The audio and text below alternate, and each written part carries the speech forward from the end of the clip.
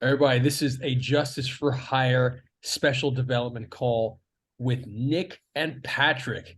So this is Nick and Patrick are our Comic-Con winners from Comic-Con 2022 for the development and production deal to expand their Justice for Hire, their original characters, and bring them into the Justice for Hire cinematic universe. So obviously a shared cinematic universe where everyone comes together and shares their characters, and we build out stories together around a main story of this Uber for Heroes kind of app, Justice for Hire app. You can join right from your phone right now. So today we're going to do start the process. It's not all going to happen within this this session right now, but we're going to start the development process. We've had many conversations, Nick and Patrick. If you've seen online, you've been seeing them training and seeing them progress since last summer because their physicality has immensely improved. Their choreography, timing has immensely improved, and the thinking behind it really just amazing to watch the transformation.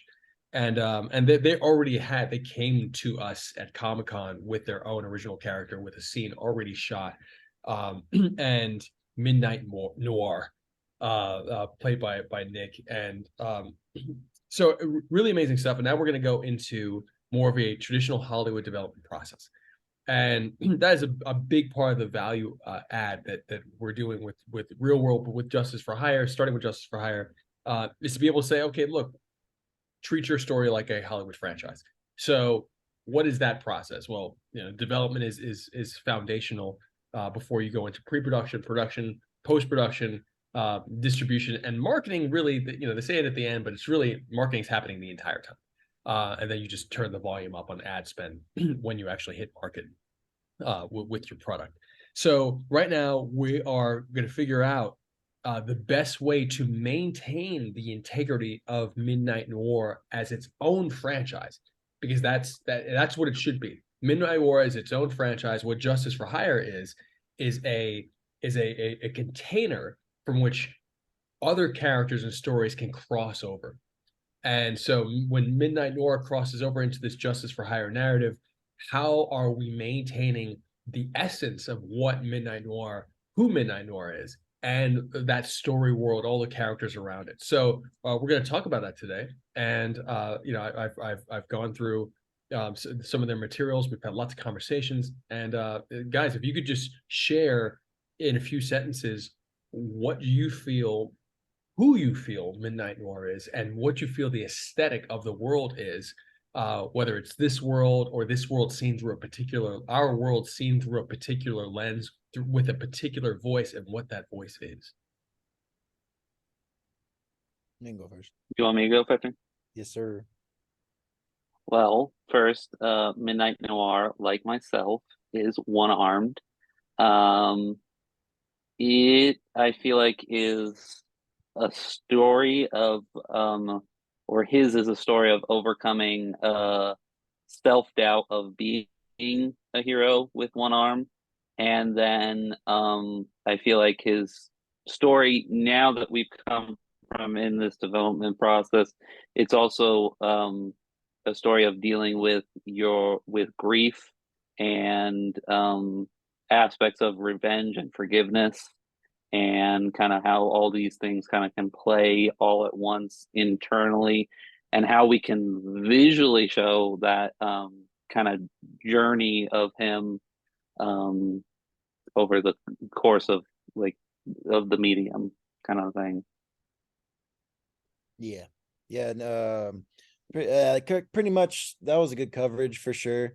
I feel like another thing with Midnight Noir is that I feel like he's kind of very scrambled in his head, at least, like with the revenge, and he's going through a lot, I guess, and through like all the process, and it kind of shows his process and shows everything that he goes through and how he and like just him trying to deal with those problems and like revenge and all the things it pretty much is well covered, but that's pretty much what it is, though. It's just him progressing as a hero and progressing as a person at the same time. So I have a question. And I would say please continue. I would say the world is kind of a reflection of his own internal mood. It's pretty dark and dreary. and I would probably say it's if we're looking at it, it's a bit more of a step parallel where it's a bit more stylized. So it would be a bit more just Batman. moody. Gotham. Yeah, Batman. But A vibe, not very copying, similar. not copying, Not a copying. vibe Well, of, not yes, copying at a all. vibe of Batman, just as like you do when you explain other films, like, oh, it has a mix of this and this. When we explain it, it's just like, oh, it has a Batman vibe where everything's dark and gloomy, and the streets are dark and gloomy, and every time you always see Gotham, it's always like 10 times darker than every other city. Like, I feel like that's a good example. I'd call it probably like a stylized reality, Mhm. where it's dark and gritty, but then it also has kind of a nice unrealistic factor to it, but it's still very realistic, if that makes any sense. Very New York. I'm a New Yorker. Yes. Coffee, Coffee. some pizza over here. Hey, so I have a few questions for you guys. What does Midnight Noir want more than anything else? I think his main focus in the story we're telling is really his driving goal is revenge right now. That in Backstory. the end, then yes, that's his driving force through the story we're trying to tell here at first. And I would say then the need is that he needs to honor his family by finding forgiveness and justice rather than revenge. So he believes he wants to honor his family and his family being killed by taking out revenge, whereas what he really needs is to honor them through forgiveness and a sense of justice. Also self-acceptance. I feel Self like too. acceptance, overcoming self doubt. Yes, it's Those a are good mix some. of a lot of things. I feel like it's a nice little soup of, like, it has a good storyline, and then he's also dealing with his own inner problems, and so it's like those kind of things are kind of welded together throughout the story, so you get more of a character build along And with I feel like they fit very well as these kind of thematic Lego pieces reaching the end goal, kind of stacking on top of each other to really work in parallel to build you to this crescendo of kind of where we want to get him, where he's at a point where he feels that he's able to forgive rather than being in this kind of anger at himself, anger at the world, and stuff like that. We need to get him from point A to point B.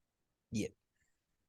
So I think this is the anger is really interesting as a segue into this next question. What would you say is the existential problem for Midnight Noir? And I'll give you an example from JFH. So this is something that this is coming from the notes that are being integrated into the narration to frame a lot of the footage we've shot. So the existential problem for JFH is that you, meaning we, meaning us, know the world is broken. Like, we know this, and we also know we can fix it. And people aren't doing that. But we can start today.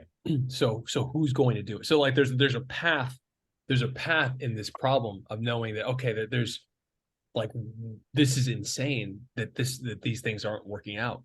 And that we're living like this as in humanity, and like just being able to butt heads with the status quo.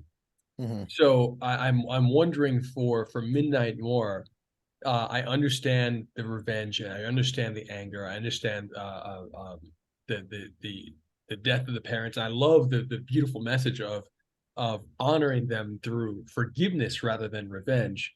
But what are some of the justifications that thematically, like, if you're in a certain mode as a person. You start to see everything in the world as agreeing with your narrative. Mhm. You know, Mhm. like, oh, the world sucks, and don't you see it sucks because of these things that have happened? Mhm. Or the world's a beautiful place, and don't you see the flowers are so bright, Yeah. and even the rain is going to give us more like the trees are going to grow and everyone's happy, Yeah. like, so it's just so what would you say the existential problem is, and how does it frame his view of reality? Yeah. So I think, in at least for this film, I think that it shows like pure corruption. It shows like just how bad it's getting. I feel like how many, thugs and how many, problems, because obviously, as for JFH, the whole point of it is to get people to help. And if something is bad enough, at some point people get fed up and then they want to start helping. And I feel like that's kind of where those two things kind of correlate, where like it's getting so bad, or there's such an evil villain, or there's something that is some, like, again, like my character is so bad and so evil, and like just all the things going on, it kind of shows that there is no control amongst the city unless, there's JFH or the police or vigilantes, or, and I feel like in throughout Midnight Noir is just, I feel like it kind of, because if you think about it, Midnight Noir is really fighting with himself a lot, with all the self-doubt and stuff within himself. And so I feel like he's just kind of taking that stuff out on little things here and there. But I feel like once this short is done, he has the self-confidence and he kind of sees the bigger picture outside of just his own personal things he's fighting. So Yeah, I agree. I think he sees the world as, and this is very, I guess, thematic going through, and especially personal to myself. He sees the world as very cancerous, almost, that it's like kind of eating itself alive type of thing. And I feel like if you have this, you can take a step back and look at how do you treat this cancer. And he kind of views it, at least at the beginning, as you need to take a scalpel to it and just Mhm. cut it out, root and stem, He needs to cut do it it out and himself. go in there. And it's the problem of to do that, but he has doubt in himself if being one armed he can do that. And then over the course, not only does he believe he with one arm that he can do that, he also believes maybe that's not the right way to be doing it. Maybe there's a better way to do it rather than just be this kind of blade cutting in and take no prisoners kind of a Well, he thing. looks at That the maybe bigger there's a picture. better way. He looks at the bigger Yeah, picture. He's not just, yeah, because I bigger feel picture. like in this film at the beginning, he's just taking down anyone that does something bad, or, like a very vigilante. He's not looking at the whole picture. He's just looking at what's in front of him in that moment. And yeah, and like I feel like after he goes through his trials and stuff like that, he becomes more aware of what the main problem is. okay, so that's great. So essentially, the character goes from tunnel vision to a more expansive view. Yeah, it's because he's so focused on himself. So he's very, with his family dying and his own insecurity, it's just like it's all inward. And once you solve all that stuff, you kind of open your eyes a little more. So this is that. So I have two questions here. The second one is going to be on your character, Patrick. But the first one here is, um, I keep on thinking about the short that I believe you guys are going to do on March 31st. If Mm-hmm. I remember, I think you told me something, and maybe I'm confusing things. But there was essentially a scene where at the end, like there was like a girl that you I think built up courage to go talk to. Is that the Mm-hmm. short that we're talking about?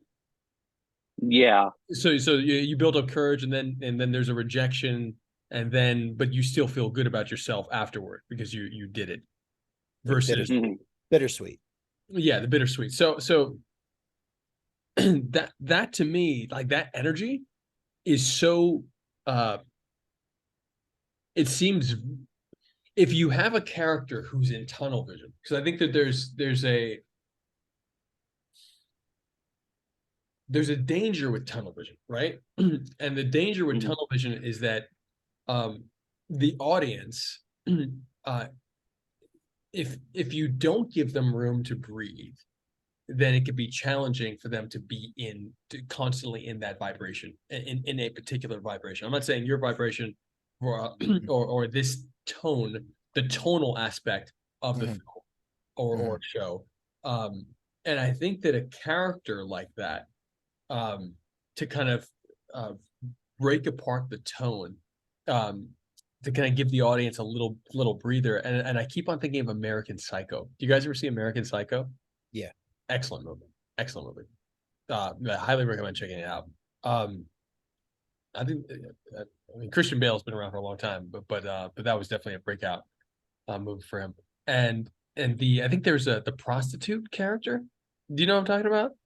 I think there were several characters, but there was one in particular who really gave a different color to the tone.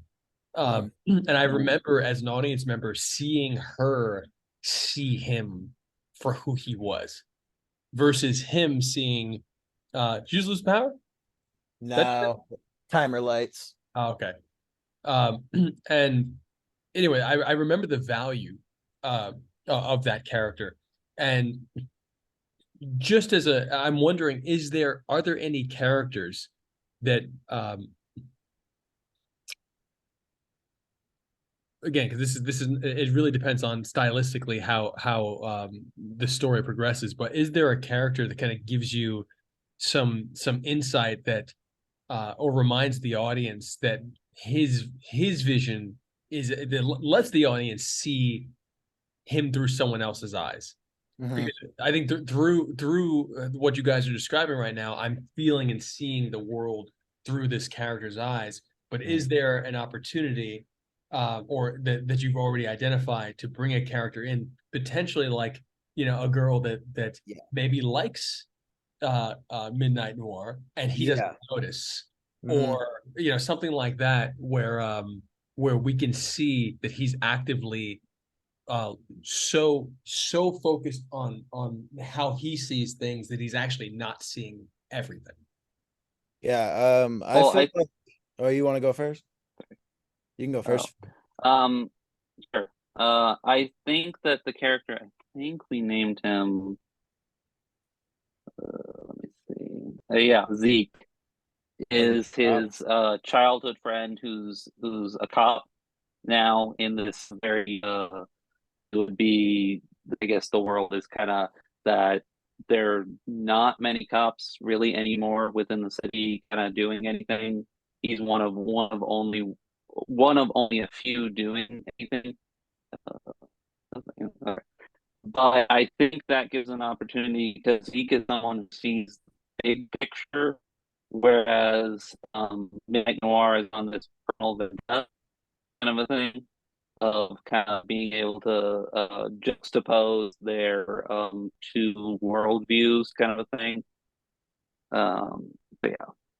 Another character too is the bad guy in it, aka me, actually poses as a friend or an ally at the beginning and slowly transfers throughout, showing kind of, and I feel like in that moment you could sit there and have a villain dialogue about how they're not much different, about how Midnight Noir and the bad guy aren't much different, besides kind of like showing them like your vision's not much different than mine, kind of like what you're saying, instead of it being from, I guess, like an innocent output where it's someone innocent watching someone from a different angle. It'd be someone comparing, if you see them be so evil, killing and not giving a shit and kind of just being completely cruel, and kind of being like, hey, you're no different than me. You have the same outlook I do. You're just as brutal as I am. You do just as many fucked up things as I do. You do just as much. How are you considered a good guy when you're just like me? Kind of like that kind of vibe to it, because and throughout the beginning, it's very like I said, he kind of, because he doesn't know who he is, but he's helping him throughout the short and stuff like that. So I just feel like there's I think Nick got booted out. He was glitching out, but he's coming back in right now. But yeah, I feel like we can, there's a lot of ways to use that same kind of aspect that you're talking about with the outer, and we can position it to another with, like Nick was saying, the cop friend, or kind of talking to him. It's about how we can write it to where it can have that same kind of impact that you're talking about. I feel like it'd be awesome in a villain dialogue, of him kind of just being like, oh, look, like very classic kind of Joker kind of vibes, but I feel like it could have the same impact as what you're talking about. So I love you're doing the same thing as me. How are we different? I think that's great. Yeah. I really love that. And that makes me want to, it leads me to the other questions that I had about your character is how,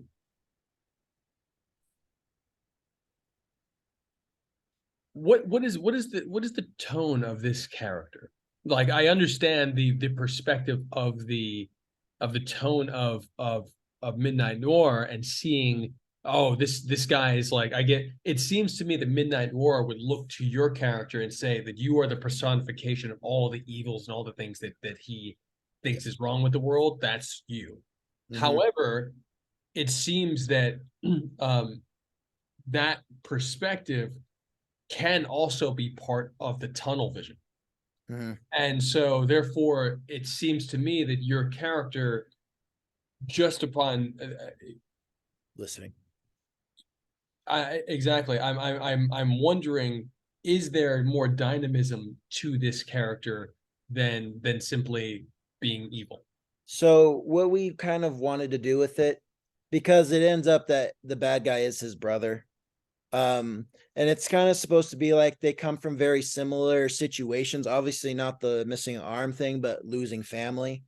And I think in that moment, it kind of shows like what kind of path people take and how much cruder someone could be. Because me and Nick plan on making my character very brutal, fucked up, no humanity, doesn't care, and it kind of shows true evil compared to, and again, it would be from the eyes of Midnight Noir, kind of seeing him, but it's just how bad like he could have been, Midnight Noir could have been, and how much like similar situations could turn. But I feel like just with my character just being just utterly ridiculously cruel, just like to a level where he just doesn't care. Like he literally has no thought process. He just wants to just do whatever's the most messed up. So my next question on the character, because I'm trying to figure out, I'm trying to get a sense um of personality now. Mm-hmm. And I keep on thinking about American Psycho, and the reason is because Christian Bale was so, that character was so likable in certain ways. It was because he was like funny, and he had an interesting insights into the mundane, and then he would essentially lure you in with these like, you know snappy insights, and then reveal this crazy dark um perspective of the world. Mm-hmm. And so you, to a certain extent, you understood how he got there, but then he's taking it to this level Yeah. that you wouldn't take it there. And so I'm not saying be like that character, but I think Yeah. that's a really, really interesting juxtaposition Yeah. to a for the purpose of this conversation, for a Batman like brooding character. Yes. I think that the cool thing, just to put a little asterisk next to that, obviously you guys are um, expanding that Batman like brooding character from tunnel vision to the expansive view of healing, and taking a different perspective on life, and saying, you know what, hey, like, I actually can be different while Mhm. also taking action. So it Yes. sounds like the hero levels up in a way that Batman has never really leveled up. Yes. But from a villain standpoint, I think that there's also an interesting opportunity to counterbalance while the audience is seeing this tunnel vision, experiencing the feeling of the tunnel vision that'll essentially be part of the tone of the first part of the story. That there's a counterbalance, not only in the one that we talked about of maybe an entity that sees him for what he is, but in villain character. So I'm just wondering, like, what is the personality of this villain character? And So me and Nick haven't crazy gotten deep into it, but I feel like one way we could approach this is innocence, and maybe after the incident happened with Midnight Noir and they got separated, he started going to the streets, and maybe that the hecticness of the streets, and he was just an innocent kid, and just how cruel and dark and fucked up the streets are turned him into what he's become. And I feel like I said, we haven't crazy talked about, but we'll get more deeper into it and stuff like that. But well, I think we kind of talked about the having it be, there's a Naruto character that is very much plays off as very stupid and is a masked character. Yeah, that's for his primary. Yeah, I guess if you're talking about the transformation between him helping and him being the bad guy. Well, because I think he can be kind of a source of, his alter ego can be a source of levity and also likable for innocence. And then that really baits the audience into thinking that he is kind of a nice character on the side to root for, in juxtaposition of this dark and brooding type of thing. That's what innocence, and then of course that's what innocence does too. So if like you pull in the audience with him being just an innocent kid going through whatever, just like what you're saying, and then going through something where he's getting just his ass beat in the streets. And I do remember talking about Toby, kind of like, so the character he's talking about is Toby. And throughout the thing, you see that he's a persona, but of like a childish version of himself. And then he kind of covers it with, that's kind of what it is. Toby's like, he's like fun and yeah, like he said, stupid, joking. But then when he goes to his true self, he's dark and brooding and ruthless and whatever. And so I guess it's the same thing. But yeah, I just feel like giving a side to the bad guy, because everyone just assumes the bad guy is just this asshole for no reason. Instead, we can show that he has real reasons why he became the way he did, or what led him to be that way, not just that he was for no reason. Yeah, well, I know in the treatment we go, sorry, my dogs are barking because I moved. The treatment we go over is the fact that he doesn't agree in Dean, who is Midnight Noir's battle with cancer. He doesn't agree with the approach his family is taking, and that he is very narcissistic and believes he's the only one that can truly inspire Dean to kind of live again, kind of a thing, and get past it. And at least in the treatment, that's what we have, that his reason behind killing his whole family, or both of their family, because he's the only person in the family that he connects to, and to give him a reason to overcome his battle type of thing. And Dean, of course, in the end doesn't see it that way, but still wants to save his brother. Well, you ever seen a Trigun Stampede, Jan? I have seen Trigun, but not Stampede. So it's the newest version. It might not be Stampede, but it's Trigun. It's a remake of it, though, of the original series that came out, in the 90s or 80s, whenever it was. And at least what I've watched so far, I've only watched a few episodes. He has a twin brother who is just naturally malicious. And throughout the thing, it's like they're two halves of a circle, you know what I mean? Like, or a yin yang, like he was just, the other brother was just as good as bad or whatever, the other one's bad.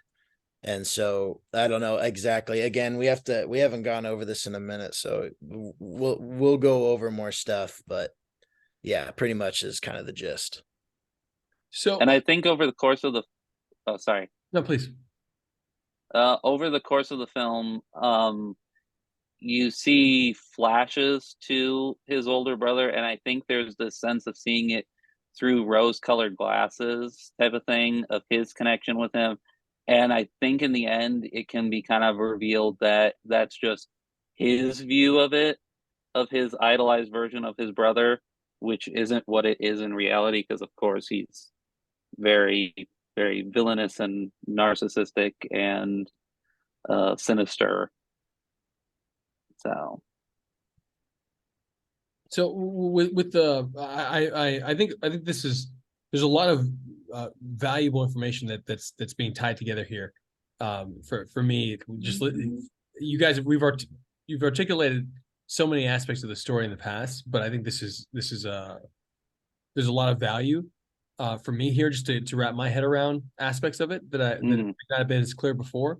One of the things that with a few minutes left, I wanted to challenge you guys to contemplate is uh, what is the thing that'll keep you watching, and what I mean by that is that something magnetic. And if it was a song like what, and let's say we're listening to vaporwave, right? Listen to some vaporwave with like deep bass, right? Like, what are the sounds, the brighter sounds? I'm speaking visually, like synesthesia of the brighter sounds that stick out from those deeper, darker sounds, and the things that make you catch the melody. And so I'm seeking and I think there's I'm not sure if it's Toby or a few other characters that you might have mentioned that seem like they have, or maybe a police officer character that seem like they have aspects of of um of the lighter tones that could keep you watching. And it's just something to contemplate, because I think a lot of times, especially if you're being trained as a traditional filmmaker, there is something that exists with film that doesn't exist with social media. And this is a big part of the bridge between social media and filmmaking, is that uh, with social media, with filmmaking, the attention is expected to be paid. You're expecting to sit and to be paced out into a narrative. And with social, you're expecting to be met, supposed to come at you and snag you, hook you, and pull you in. Be like, oh, okay, and we're all used to that lean forward experience versus the lean back experience, two very different psychological states. And so I'm wondering for you guys, well, it's really more so the question for you guys is that what are the things that you feel like are going to hook an audience from a social standpoint? Just thinking like that for if you were just scrolling by and you all of a sudden you saw Midnight Noir and you weren't you guys, you put yourself in someone else's shoes and be like, okay, what is the thing that snags you? And then what is the thing that keeps you there? And to me, it can't just be tone. Sometimes I've seen some stuff that just keeps me there because of tone. But there's more to it, and I think that you do have it on the filmmaking side and the development side. I think you're very densely prepared. But I'm asking you these questions as thought exercises to be able to say, okay, I know what hooks the person. I know what'll catch them right away, because the themes of revenge, the themes of the emotion of anger, and the dark brooding tone, people are familiar with those things. Now, that being done from the uniqueness of Nick, of your character, and the unique challenges that your character has had, that's really interesting. But how do we create that? How do we tie those interesting aspects of, or the newness of that into a way that's instantly deliverable. And I think that we'll 100% achieve it. But I do think it's important for you guys to be able to articulate very quickly, like this is the hook for any given moment in my narrative experience, and this is the hook that's going to be able to capture somebody that we don't know to sit and pay us more time and attention. Mhm. You can go first. I think there's a lot more we could probably delve into as we go on, but I do think when we were writing it, we designed it with a lot of kind of shock and awe element to it. We start out with some very, very significant images of even some very pointed. We're dealing with very probably serious to possibly even graphic cancer type stuff, very graphic and possibly bloody death type stuff that would really like instantly like be like, oh my god. Either I would say it could be a either or reaction, that either you're like, oh my god, or you're like, whoa, that's like a lot. And I think either reaction can be kind of, it's kind of that, not controversial, but it has that kind of element to it.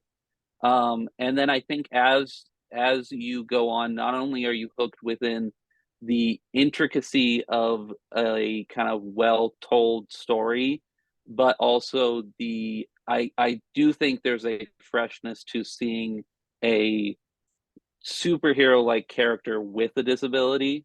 That's something that when you see like what we've been training with, these action moves and something stuff, you've seen it a million times done by someone with two arms and stuff like that. It's going to be pretty shocking to see it done by someone with one arm, because people are just generally not used to seeing that. And I think there's other elements within it that are just very strange, and like I said, shocking throughout it. That I think there's shocks kind of well paced throughout it, whether it be, so there's the beginning, there's the pit.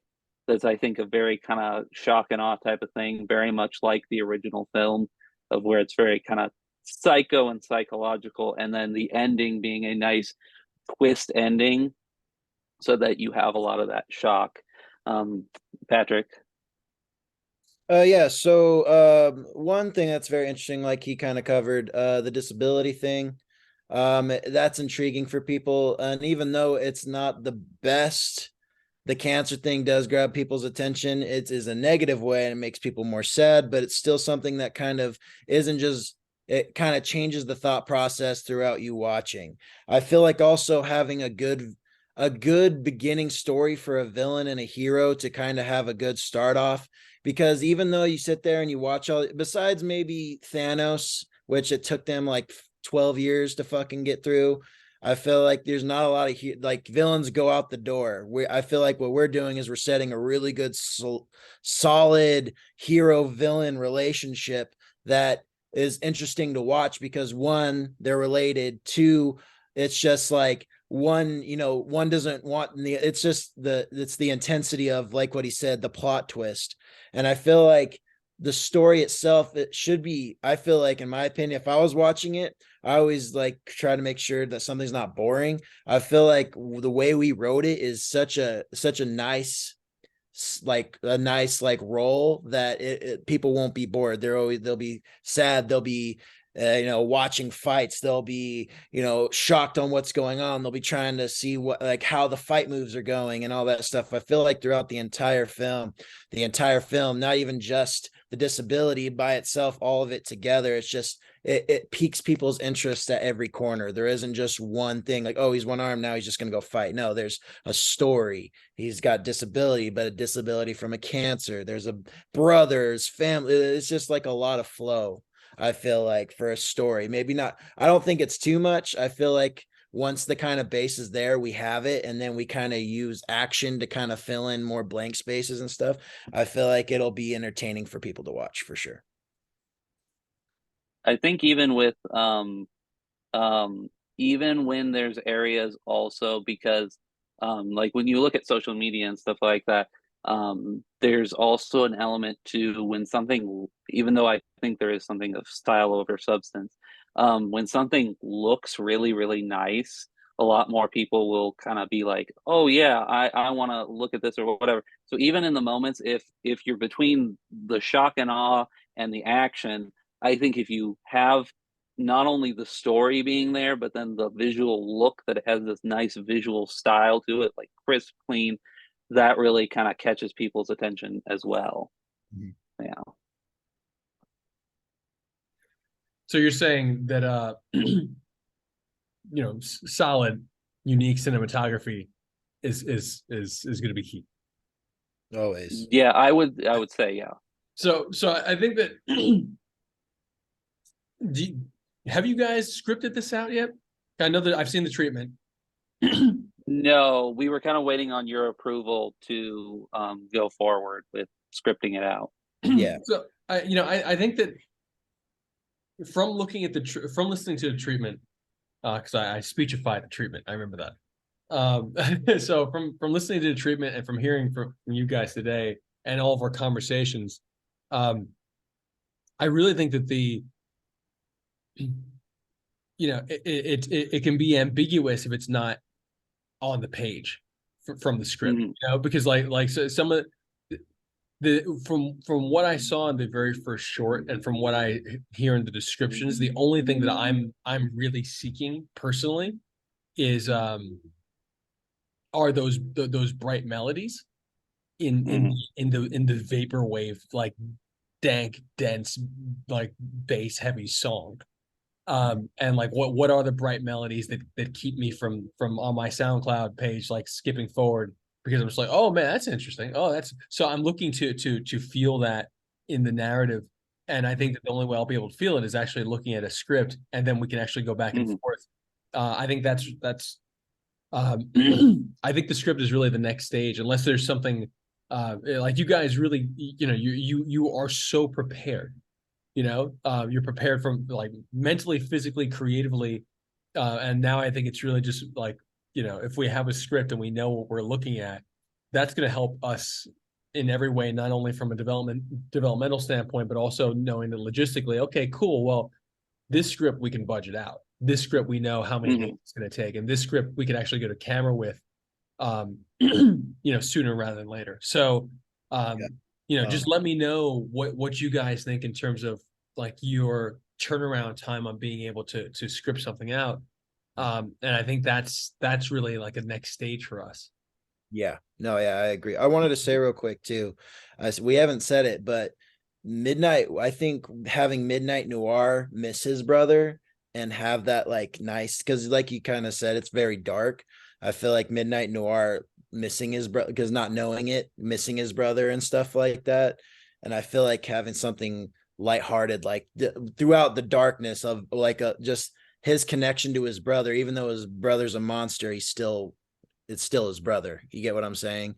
So I feel like, I mean, again, we'll talk about it, but I feel like having that like nice, like you're saying, kind of like that, just one thing where like his world is so dark, and maybe the one thing that he was really holding on to was, that he missed his brother, or that, something from his brother. And, we can always work that out. But I feel like having something a little more lighthearted in all the chaos, is interesting. Yeah, I agree with Patrick, because I think when we were forming the original thing, we really got attached to the idea of these flashbacks being this tying thing to get you emotionally involved with the backstory, so that the twist is more relevant at the end of it. And I think those could be very much an area of sadness, but then heartwarming and levity can be included in some of those too, and inspiring too. In addition to, of course, what we've talked about of maybe I think there can be areas of those within the dreary that you have these little moments sprinkled throughout that, like you said, are the light moments in the music. It also breaks the heart of the watchers too, because we don't give that away until the end. So the audience gets just as broken as the main character does. Kind of, it's from his point of view. So it's like, as soon as he sees it's his brother, the audience is just finding that out too. So you see all these kind of backups. So yeah. Well, I keep on thinking Akira, the hospital scenes, the hospital flashbacks, and the I think it was the daycare center / orphanage scenes. Do you guys know what I'm talking about? Where there was a lot of white light, very blown out settings when Tetsuo and Kaneda were kids. You guys know what I'm talking about? You know what I'm talking about? Have you seen Akira? You guys have not seen the most important Japanese animation of all time? I don't know if I have. Oh my gosh. He watches more That's anime than I homework. do. You guys have to watch Akira as soon as possible. Okay. That is like the reason we have the anime revolution. It's a huge deal. So yeah, like watch Akira. And if you haven't seen American Psycho, watch American Psycho, because those are the two. Those two. I've never said those two in one sentence before, but I think those two combined with like that Dark Knight, elbow action from that first scene where he's beating up the imposter Batmans, like those three tones are really, really interesting tones, because the comedy. I've heard of it before. You've heard of Akira? Yeah, I've heard. Like, I've seen. Dude, I feel like throwing this laptop. I've heard of it. Dan, have you watched Naruto like deep in it yet? Come on now. I've seen Naruto. I got Naruto video game like literally right here. Like, oh my goodness. You gotta get to the Itachi part, you gotta get to the Toby part, then you'll know real brotherly fucking. That's kind of where I think we kind of pulled from a little bit too, because I feel like it's very anime. It's very Itachi Sasuke vibes for sure. Like in not how they act, but how the story plans out. Except they make Itachi super nice. That's the only plot twist. Yeah, but it's more of, I guess it's if they were reversed, I guess. But still, it's way brotherly love. It's way like passion, even if it's negative or positivity towards each other. It's that's some real shit. I would say though, is that Shippuden? That's Shippuden. I would just straight ask. Yeah, Naruto Shippuden. Have you guys seen RRR yet? Not yet. Oh, not yet. Oh my gosh. Okay. So tonally, Akira and American Psycho, because American Psycho has a charm. Charm is literally one of the things that I think that we have to figure out. We have to identify where that's going to be in your narrative, like, because the charm could come from, it could be with both the hero and the villain, or it could just be with one of them, but the charm is going to make you root for that person, make you feel attracted to that person. And I think that if there's anyone we want to be attracted to, it actually is Midnight Noir. Like, yes. We want to be attracted to Midnight Noir. We want to spend time with him, because a lot of I'd say this is even true for a lot of A24 films, and like A24 has probably got the coolest film brand. Them and Neon probably have the two, like, similar aesthetics, but like they're cool. But they're cool, the aesthetic, but then you get there, in my experience, and I'm not really attracted a lot of times to the characters. And I'm just kind of like, oh man, like I feel the vibe, I feel the tone, but I don't feel the charm. No, yeah. That's why I like watching anime so much, because a lot of the time they write these heart-throbbing backstories. So when you see, even with villains, you see it with villains in anime all the time. They'll show you why they became, or how they became a villain. And it was because something so heartbreaking where you're rooting for him, because you're like, oh my God, I can't believe he went through that. I understand why he feels that way, or why he became the way he did. I totally agree with you. I feel like having something that connects to, it's going to sound mean when I say it, like kind of like basic human like emotions, kind of like things that attach you, like mom, dads, siblings for a lot of people, or and then adding like sad backgrounds of watching the family die or watching things go through it, kind of ties you in with them a little more, so you kind of feel their sympathy, or you feel sympathetic towards them when you're watching. It makes you, I feel like anime does all the time, but it kind of brings you into the show more than you're just watching it. Feels like you feel how he feels in that moment. That's why RRR is the most important film internationally since Endgame. And it's because of what was accomplished with no, I mean it's an amazing film across the board, but the immense amount of charm in that Yes. movie. And it's not charm as in like charm and then it's emptiness after that. Like, oh, that's charming, but it's like there's a real solid, clear message in the movie. Yeah. And it has a very particular voice, very particular opinion, and it's stacked on so many levels. So those are the three that I really think you guys, it'll be really beneficial, because the tone of RRR obviously is not the tone of what we're going for with Midnight Noir, but the charm is. Like it's like somehow we have to figure out a way to get to make the character as attractive as possible. And I think that you're alluding to that to a certain extent by the anime references and by the cinematography references, saying that it has to feel visually like we're seeing and experiencing something like new and cool. So I think it like really check out Akira for just because it's super important, and because of the flashbacks. I think that I keep on seeing that for when you guys are talking about the flashbacks. I keep on seeing an intercut moment almost of, action scene, Batman Dark Knight style, intercut with flashback Akira style, mixed with very insightful, charming, semi-psychotic perspectives of the world, of American Psycho. And so check those that were and RRR, and go for it. So those are three: Akira, American Psycho, RRR, and then let me know what, like, when you guys convene yourselves, like what a real timeline is for, because I know you guys have school, so like what's realistic to get a script together and a first draft. And if you need any support leading up, going from treatment to first draft, I mean, one of the do you guys have an outline? Yeah. We have a very So you have a 50 to 100 bullet point outline specifically.